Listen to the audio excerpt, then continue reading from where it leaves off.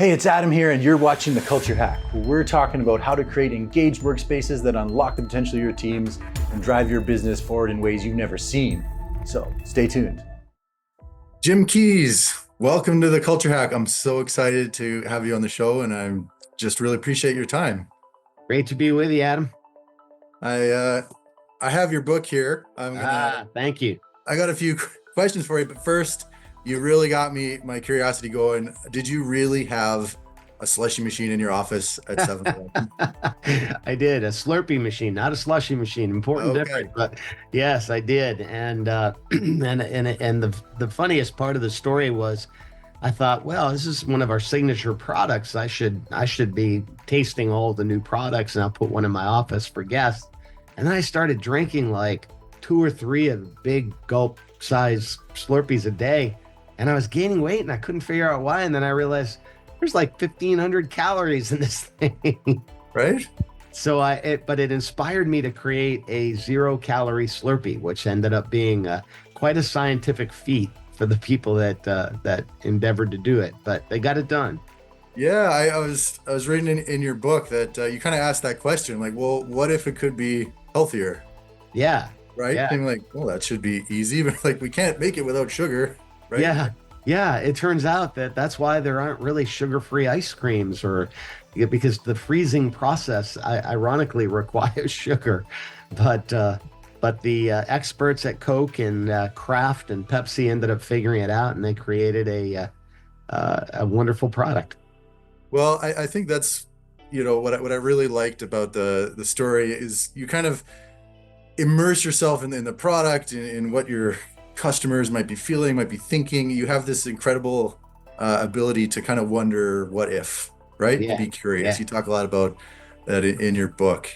So I'm curious, in your, in these organizations, like you're wondering what if, you're curious, how do you disseminate that down so that everyone is thinking free like that? It's hard to do, but here's what I think I've learned is that there's something called the tone at the top, and organizations tend to emulate the patterns of the leadership. So if a leader is not curious and just always sticks to the same old thing, then the organization will fall into that pattern as well. If the leader is afraid, if the leader is not encouraging innovation, then you'll have an organization that emulates that behavior.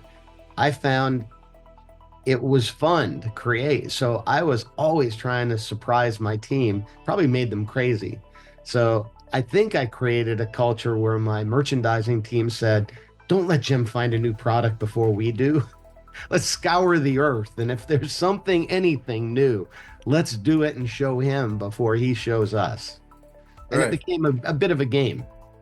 I love that, right? It's like people love to compete. They love to kind of see what's new. And I think if you open that door for that creativity, like you said, what crazy idea is Jim going to have next? Like, exactly. Better beat him to it, right? Exactly. Can I out Jim? Similarly at Blockbuster, you talked a lot about how you came in there and you're like, all right, guys, like, what if we could be the future? Like, what if Blockbuster could be synonymous with streaming service and all that?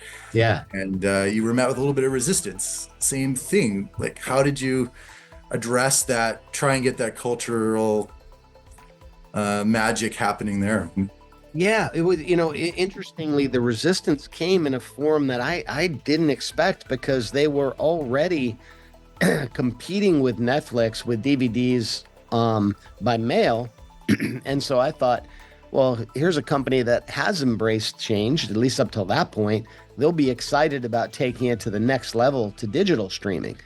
And yet I got resistance because they were so locked into their Me Too solution, which is the subscription, all you can eat, all the DVDs you want for $9.99, a month, that kind of thing. That was what Netflix offered. Well, our business was a video on demand business, which lent itself nicely to streaming, because we could do $4.99, per movie, just like we did in the store. Just make it easier, make it online, make it stream instead of a DVD. Yet the organization, believe it or not, pushed back against that because they preferred to go the Netflix model of subscription. And here's here's the way I would describe it. We had a great world-class football team. Netflix was a baseball team. And our people started playing baseball in full pads. And they weren't very good at it. Yeah. Because that wasn't the nature of our business. 80% of our business was new releases, not the old movies, right, that Netflix was selling.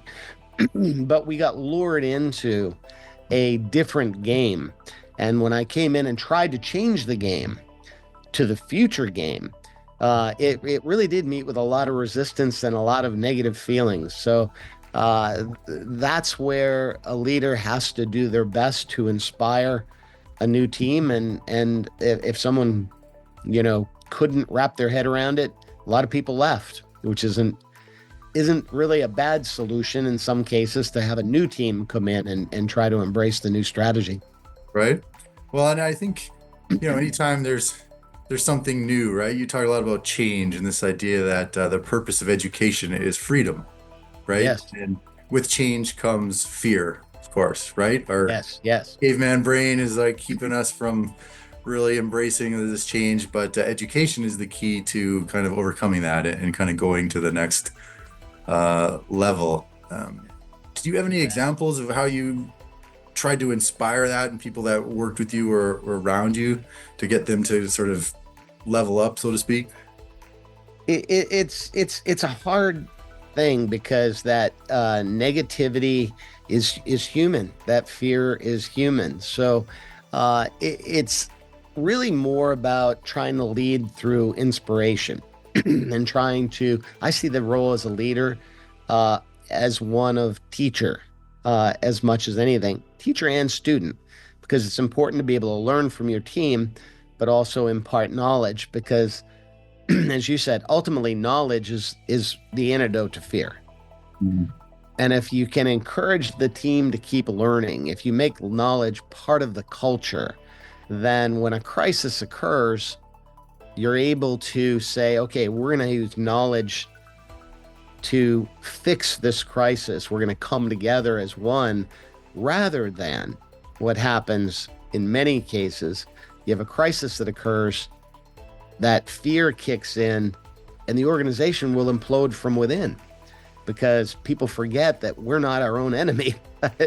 The corporate politics kicks in, all of the aggressive behavior, or passive aggressive behavior, in some cases, are all a negative response to fear. Mm-hmm. So bottom line, trying to inspire people to deal with change in a positive fashion is literally a full-time job of leadership. Right. Well, I really believe that, to succeed or to achieve your dreams or help others, you need two things. First is courage to do what you need to do. And then the second is wonder. And yes, as a leader, I can't give you courage. That's yours to find. But I can inspire you to be curious. I can tell you a story and make you want to, discover what's next. Yes. Right? And I think, that's a very powerful thing. And, in this book now, Education is Freedom, you're talking about now at a global scale, right? How can we get the world to be more curious and wondering about, your place in the world, right? You don't get to choose which societal place or, economic level you're born into, but you do get to choose and be curious about learning. And I think one of the stories I loved is you talked about your uncle had a library, which was a shelf with a few books, but to you it was magic, right? Yeah. I ended up taking my wife to my uncle's house at one point, and I said, I can't wait to show you. He lives in a mansion, and his library is this beautiful library. And we walked in, it was a little frame house in North Adams, Massachusetts, a very humble home. He was a school teacher, so he, couldn't afford a mansion by any means. And we went in and I said, Uncle Lenny, show me your library. And he said, Jim, look around, living room, a bedroom, a couple of bedrooms, kitchen. There's no library here. And he said, no. I said, I know there was a library. And he took me into his washroom. He said, you mean that? And it was one row of books up Right. above the washer and dryer. But to a child, I equated those books to his success because compared to the three-room shack that I grew up with no running water, he had a mansion. He had heat and indoor plumbing. He had a bathroom inside. So it doesn't take much to inspire a child to learn. Right. And you talk a little bit about you had the freedom in your backyard. You had these cars your dad was working Yeah, on, right? And then the neighbors or the other kids who had all these things and had expensive toys and all that, they'd come hang out in your backyard and drive the cars with you, yeah, yeah. right? They'd go on adventures. Yeah, it showed me that it really wasn't about the money at the time. I didn't have any money, but I didn't know it, and it was a perception that you had to have money to have fun, have adventure. But they had these rooms full of toys and games. We had a lot more fun playing in my dad's old junk cars and using our imagination, our creativity to create adventures. I still, thanks to the power of technology, some of my old grammar school friends have reached out and they still have fond memories of playing in those junk cars. Oh, no way. That's Yeah, amazing. it's awesome. Well, I like, you talk about adventure, right? And even in business, there's so much pressure and so many things happening all the time. But I think it's important to remember that, freedom to you could be, I got to choose a harder path. I got to go on an adventure, Yeah, right? How yeah, great is that? yeah, exactly. And that's what I've tried to impart in the book is that life is about adventure, and the more you learn, the more adventure you can have. I just had an opportunity yesterday to fly to LA and meet with a Chinese group that are it's basically the Starbucks of China. It's a tea-based product, and they're entering the United States. And what a fascinating session I had with a group of Chinese leaders talking about the American culture and how to bring this product here in a way that was positive and how to use a chapter in my book, cultural literacy. We Mhm. spent 2 hours talking about cultural literacy and the importance for them to understand the American culture versus just come in, and say, this is it. This is our product. This is the way it is. Um, Fascinating opportunity. But to me, that's my life. It's a life of the more I learn and the more I can engage with other cultures and other businesses and other topics. Every day I wake up and it's a new adventure. Right. And that cultural currency, which is I think what they're talking about. Like, Yes. how can we come here and celebrate your culture with our product? Yeah, Right. It's not like exactly. I'm trying to change anything or do anything. I really want to know and be curious about it. Right. Exactly. It's fascinating. And it all comes down to um, we all learn a set of skills in school, but what I've tried to capture in the book is what I call the meta skills.